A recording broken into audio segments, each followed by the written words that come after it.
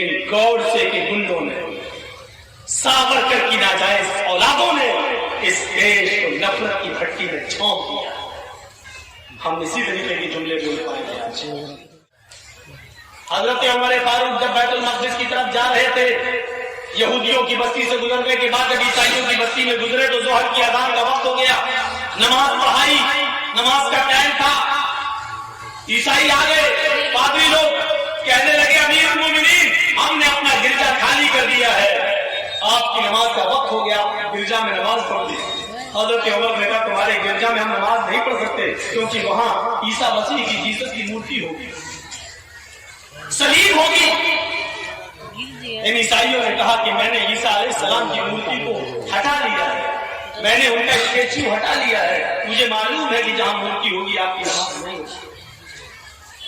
हजरत उमर फारूक ने कहा तब हमें कोई एतराज नहीं है, जब खाने काबा को बुतों से पाक साफ कर दिया गया तो हम उसमें नमाज पढ़ सकते हैं, तो तुम्हारे गिरजा से जब मूर्ति हटा ली गई तो हमें नमाज पढ़ने में कोई एतराज नहीं।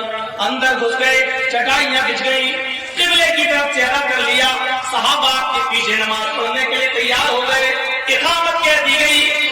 हज़रत अमीरुल मोमिनीन ने इस्तऊ सुफूफकुम भी कह दिया, सफेद दोस्त कर लो। फिर अचानक कहते हैं कि चटाइयां उठा लो, ये चादरें जो तुमने बिछाई उठाओ। कहा क्या हुआ? कहा बाहर चलो, हम लोग बाहर नमाज पढ़ेंगे। कहा इधर क्या हुआ? बाद में बताएंगे। फिर हजरत उमर फारूक बाहर निकल गए, गिरजा से बाहर निकल गए। गिरजा में चटाइयां बिछ चुकी थी, गिरजा में इकामत हो चुकी थी, गिरजा में अमीरुल मोमिनीन मुसल्ले इमामत पे बढ़ चुके थे, अल्लाहु अकबर कहना बाकी था। इतने में चटाइयां उठा ली गई और बाहर सड़क रोड पर जंगल में चटाइयां बिछा ली गई, सुतरा आगे रख दिया गया और नमाज अदा की गई। जब आपने 2 रकात ज़ोहर की नमाज पढ़ा दी, सफर में थे, उसी में 2 रकात असर की नमाज भी पढ़ा दी, जमा बैन सलातैन कर लिया। वो ईसाई पादरी अमीरुल मोमिनीन के पास आता है और रोते हुए कहता है अमीरुल मोमिनीन, आज मुझे बड़ी खुशी थी कि आप हमारे गिरजा के अंदर दाखिल हो गए थे, आप हमारे गिरजा में नमाज पढ़ने के लिए जा चुके थे, लेकिन फिर अचानक निकल आए। क्या मेरा गिरजा नमाज के लायक नहीं था? क्या मेरा गिरजा ईसा मसीह की मूर्ति हटाने के बावजूद भी नापाक था? क्या उसको धुलने की जरूरत है? आप कह देते तो हम उसको धुल भी देते। अमीरुल मोमिनीन, हमें तकलीफ हुई, हमने दावत दी आपको और आपने हमारी दावत कबूल भी कर ली, गिरजा में घुस भी गए, लेकिन फिर एक जोरदार थप्पड़ मेरे चेहरे पे मारकर मेरी इंसल्ट कर दी, मेरे गिरजा में नमाज पढ़े बगैर आप निकल गए और आपने इस रोड पर, यहाँ जंगल में आपने नमाज पढ़ी। हजरत उमर अपनी जगह से उठते हैं और उस ईसाई पादरी को सीने से लगाते हैं। अमीरुल मोमिनीन मुसलमान, ईसाई गले से लगा रहे हैं।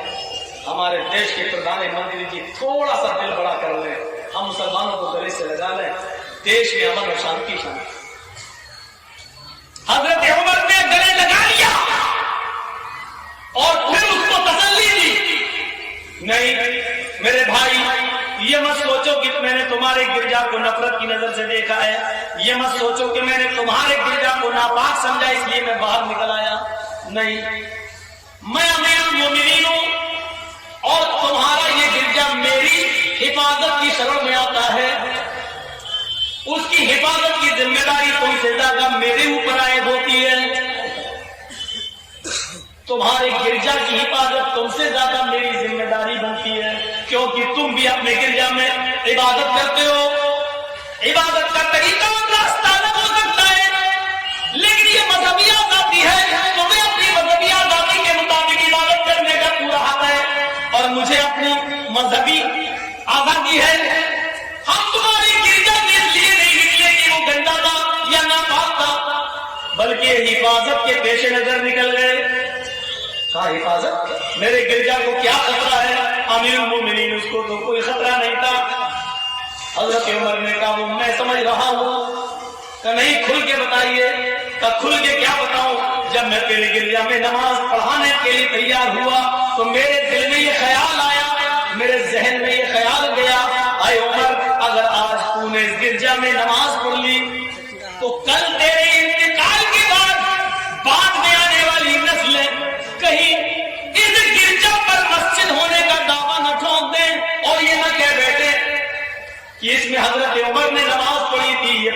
مسجد تھی، تم یہ مسجد توڑ کر گرجا بنا لیا. میں نے اس ڈر سے تمہارے گرجا سے نکل گیا تاکہ بعد میں آنے والی نسلیں تمہارے گرجا کو مسجد نہ سمجھ بیٹھے، اس کی توڑ پھوڑ نہ کریں. یہ تھے حضرت عمر فاروق. اس واقعے کو آج کے موجودہ ہندوستان کے حالات پر چسپا کیجیے، چسپا کیجیے. اس سے زیادہ اگر بولیں گے تو دیش دروہی کا مقدمہ لگ جائے گا. جس محلے میں ہماری تعداد زیادہ ہے، ہمارے ہندو بھائیوں کی تعداد کم ہے، ان کا بھی مندر ہے، آپ کی بھی مسجد ہے، تو مسلمانوں ایک بات یاد رکھنا، ہندو بھائی اس محلے میں کم ہیں. خطرہ ان ہندو بھائیوں کو ہے کیونکہ مسلمان زیادہ ہیں، کبھی بھی اس مندر کو توڑ سکتے ہیں. اس لیے اگر کسی محلے میں ہندو بھائی کم ہیں، مندر ہے، تو اس مندر کی حفاظت کی ذمہ داری ہندو بھائیوں سے بہت زیادہ بڑھ کر مسلمانوں کے اوپر عائد ہو جاتی ہے کہ وہ اس مندر کی حفاظت کریں. اور اگر کسی بھی محلے میں ہندو بھائی زیادہ ہیں، ہماری چھوٹی سی مسجد ہے، یہ مسجد جلا نہ دی جائے، اس مسجد کی حفاظت کی ذمہ داری مسلمانوں سے زیادہ ہمارے ہندو بھائیوں پر عائد ہو جاتی ہے کہ وہ ہماری مسجد کی حفاظت فرمائیں. یہ ہے گنگا جمنی تہذیب، یہ ہے بھائی چارہ، اسی کو کہتے ہیں یکجہتی. اور ایسا ہی تھا مہاتما گاندھی کا دیش. لیکن گوڈسے کے گنڈوں نے، ساورکر کی ناجائز اولادوں نے اس دیش کو نفرت کی بھٹی میں جھونک دیا. ہم اسی طریقے کے جملے بول پائیں گے آج. میرے بھائیوں، احتیاط بھی ضروری ہے نا. جو بول رہا ہے وہی اندر جا رہا ہے. یہ تو اللہ کا کرم ہے، میں بچا ہوا ہے، ورنہ بات کو توڑ مروڑ کر تو بہت پیش کیا گیا ہے، بہت زیادہ پیش کیا گیا ہے. ایک ایک چیز کی کٹنگ نکال کر آگے والا جملہ چھپا کر دکھایا جا رہا ہے.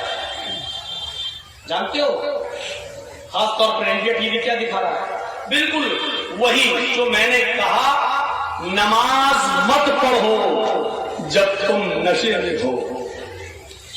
انڈیا ٹی وی والا کیا دکھا رہا ہے؟ مولانا جرجیز نے کہا نماز مت پڑھو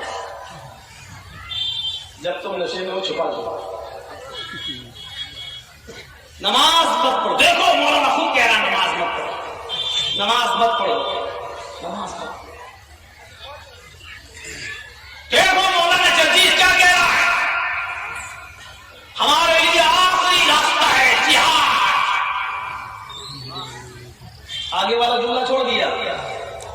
جب تم مجھے اس ملک سے نکالو گے، اس دیش کی مٹی جس پر ہم 5 مرتبہ سجدہ کر کے زمین کو چومتے ہیں، جو زمین اگر نچوڑو گے تو مسلمانوں کے خون، ان کی شہادت کا خون آج بھی زمین سے ٹپکے گا.